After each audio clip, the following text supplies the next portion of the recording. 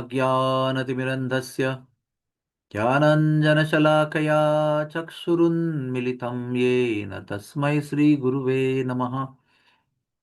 श्रीचैतन्यमनोभीष्टं स्थापितं येन भूतले स्वयं रूपः कदा मह्यं ददाति स्वपदान्तिकम्। श्रीकृष्ण चैतन्य प्रभु नित्यानंद श्री अद्वैत गदाधर श्रीवासदि गौर भक्तवृंद। हरे कृष्ण कृष्ण कृष्ण हरे हरे, हरे राम राम राम हरे हरे।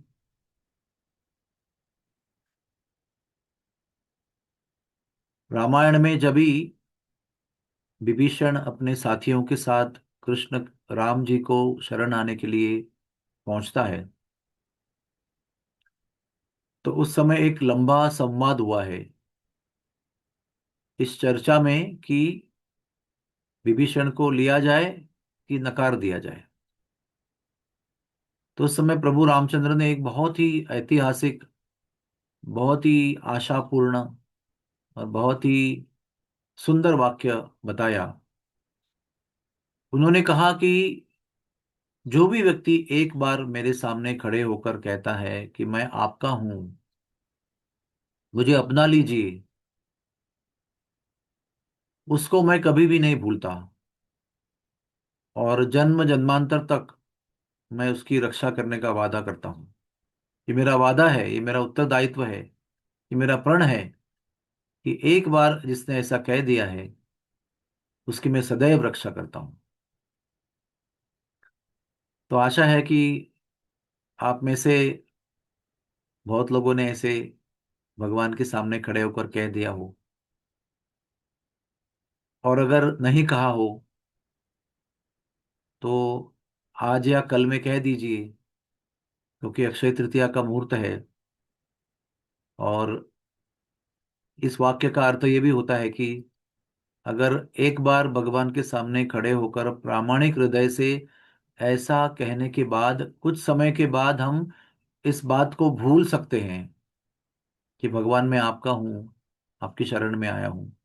फिर भी इसमें बेस्ट बात यह है कि भगवान इस बात को भूलते नहीं है।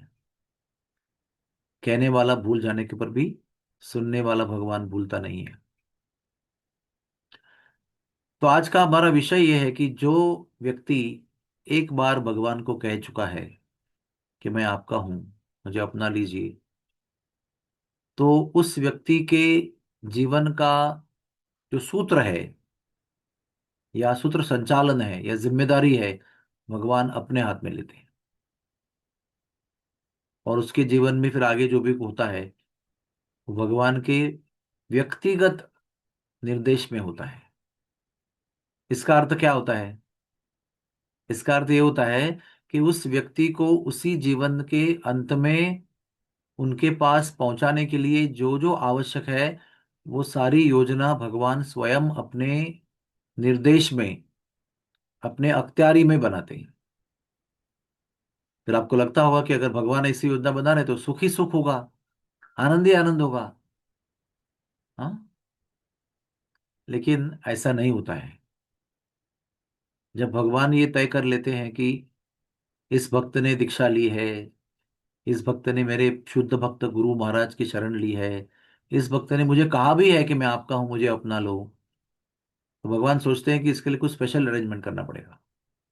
और वो स्पेशल अरेंजमेंट क्या है कि उस भक्त के जीवन में एक के बाद बढ़ते हुए मात्रा में या बढ़ते हुए तीव्रता से संकट चुनौतियां आने लगती है। इसलिए कई बार भक्त पूछते हैं, अरे भक्त होने के पहले तो अच्छा था, मैं इतना सारा कष्ट नहीं था। जब से ये हरे कृष्ण मंत्र जब शुरू किया है ना, तब से तकलीफ के बाद में कष्ट, के बाद में कष्ट, कष्ट के बाद में पीड़ा, पीड़ा के बाद में यातना ही है। तो क्या है, ये भक्ति करूं कि नहीं करूं? मैं तो यहाँ पर दुखों का छुटकारा प्राप्त करने के लिए आया था, लेकिन यहाँ पर दुखों का सिलसिला बढ़ ही रहा है। तो हमको ये सब पता होना चाहिए कि भगवान हमारे जीवन में जो भी करते हैं वो हमारे अच्छे के लिए करते हैं। हमारे जीवन में जो भी करते हैं वो केवल हमारे सारे संचित इसी जीवन में समाप्त हो जाए, इसलिए करते हैं, वैसी योजना बनाते हैं। और हम उनके चरणों में इसी जीवन के अंत में पूर्णतः पहुंच जाए, इसलिए करते हैं। जब हमें पता होता है कि ये सारा जो व्यवस्था है, सारी व्यवस्था उनकी तरफ से हो रही है, तो वो हमारे इंद्रियों को, हमारे मन को कष्टप्रद लगे, लेकिन बुद्धि के स्तर पर और आत्मा के स्तर पर हमको ये जान लेना चाहिए, या तो सत्संग के माध्यम से, वरिष्ठ वैष्णवों की कृपा से ये जान लेना चाहिए कि ये सब कुछ मेरे अच्छे के लिए प्रत्यक्ष भगवान के द्वारा ही हो रहा है। बस प्रार्थना यही करनी है कि भगवान, मुझे आप इस सभी चीजों को जो आप भेज रहे हो उसको सहन करने की शक्ति दो। सहन करने की शक्ति देने के साथ साथ आपको धन्यवाद करने की शक्ति भी दे दो, ताकि आप जिस प्रयोजन से, जिस उद्देश्य से इन संकटों को भेज रहे हो, इन चुनौतियों को, इन पीड़ाओं को भेज रहे हो, वो मैं समझ सकूं, उसके साथ मैं जूझूं नहीं। क्योंकि मैं जूझूंगा तो उसका परिणाम, उसका उद्देश्य पूर्ण नहीं होगा। तो मैं आपके द्वारा भेजे गए स्थितियों के साथ जूझूंगा नहीं, नहीं जूझना चाहता, लेकिन वो शक्ति और वो निष्ठा चाहता हूं आपसे, जिससे मैं ऋणी हृदय से, कृतज्ञ हृदय से इनको स्वीकार कर सकूं। चाहे वो कष्टप्रद स्थितियां शारीरिक होंगी, चाहे वो यातनामय स्थितियां मानसिक होंगी, चाहे वो कौटुंबिक होगी, चाहे वो सामाजिक होगी, चाहे वो बौद्धिक स्तर पे होगी, चाहे वो कंफ्यूजन की होगी, चाहे वो माया के द्वारा प्रभाव, इंद्रियों तृप्तियों का वेग से होगी। अनेक प्रकार से ये चुनौतियां हमारे जीवन में आएगी। हमारे शुद्धिकरण के कई अनंत मार्ग भगवान अपनाएंगे, ताकि हर स्तर पर हमारा शुद्धिकरण हो और हम उनको मिलने के लिए योग्य बने, उनके लायक बने, उनके पार्षद, उनके चरणों में स्थान प्राप्त करने के योग्य बने। तो हर रोज हमें ये ही प्रार्थना करनी है कि आपके द्वारा जो भी आ रहा है भगवान, मैं समझ बूझ कर उसको स्वीकार करूं। मेरा जप का भी पर्पज यही है कि मैं आपका नाम पुकार रहा हूं इसी भावना से कि जो भी आप भेजेंगे मैं जान सकूं कि मेरे अच्छे के लिए है।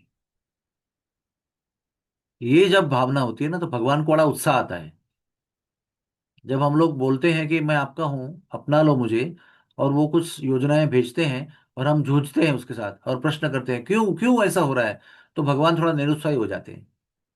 मैं इलाज कर रहा हूं, लेकिन इलाज करने के लिए भी संघर्ष हो रहा है। लेकिन जब मैं इलाज कर रहा हूं और भक्त कहता है थैंक यू भगवान, थैंक यू वेरी मच, मुझे कष्ट हुआ, लेकिन भगवान थैंक यू, मैं जानता हूं आप इसलिए क्यों कर रहे हैं मेरे लिए, तब ना भगवान का उत्साह बढ़ता है। भगवान फिर और उत्साह से मेरे जीवन में योजनाएं बनाते हैं कि हम इस जीवन के अंत में ही, बहुत जल्द ही उनके चरणों में पहुंच जाए। तो थोड़ा सब्र तो करना पड़ेगा। जब भगवान जैसे व्यक्ति का सानिध्य प्राप्त होने वाला है, भगवान जो परम पुरुषोत्तम, लीला पुरुषोत्तम, अखिल ब्रह्मांड नायक है, उनका अगर संग प्राप्त होने जा रहा है, तो उनका संग जब प्राप्त होगा तब लगेगा कि ये सब चुनौतियां बहुत क्षुल्लक थी, बहुत क्षुद्र थी, बहुत ही नगण्य थी, उतनी कीमत तो कुछ भी नहीं है। ये जो प्राप्त हुआ मुझे, उसके सामने ये सब कुछ तो तुच्छ था। आज वो भयंकर लग रहा है, आज हम जल रहे हैं उसकी वजह से, पता नहीं क्या करूं क्या नहीं करूं। लेकिन जब भगवान की प्राप्ति होगी तो हमको पता चलेगा कि ये कुछ भी नहीं था, जो प्राप्त हुआ है उसके बदले में हमने कुछ भी नहीं भोगा। तो ये अनुभूति के साथ रोज जप करना है। हम लोग सुबह उठ के बोलते हैं आज दुख नहीं होना चाहिए, आज सुख होना चाहिए, लेकिन वास्तविकता में प्रार्थना होना चाहिए कि भगवान जो जरूरी है वो होना चाहिए। मेरे लिए क्या जरूरी है भगवान, ये मुझसे ज्यादा आप अच्छा जानते हो। तो भगवान आप ही तय कीजिए कि आज के जीवन में इंद्रियों के लिए दुख भेजना है, मन के लिए कष्ट भेजना है, कंफ्यूजन भेजना है, जो भी भेजना है आप भेजो भगवान। साथ में शक्ति भी भेजो, धन्यवाद करने की प्रवृत्ति भी भेजो, कि मैं आपको धन्यवाद कर सकूं। और इसी भावना से हमको रोज जप करना है, रोज जप करना है, तब भगवान प्रसन्न होंगे और सही तरीके से, वास्तविक रूप में हमारे जीवन का चार्ज लेंगे, अपने हाथ में लेंगे हमारी जिंदगी, हमारा हमारे जीवन के सेनापति बनेंगे, नेता बनेंगे, हमारे जीवन का, हमारे अलावा वे स्वयं नेतृत्व करेंगे और उनके नेतृत्व में केवल यश ही यश प्राप्त होता है। हरे कृष्णा, हरे कृष्णा, कृष्ण कृष्णा हरे हरे, हरे राम, हरे राम, राम राम हरे हरे।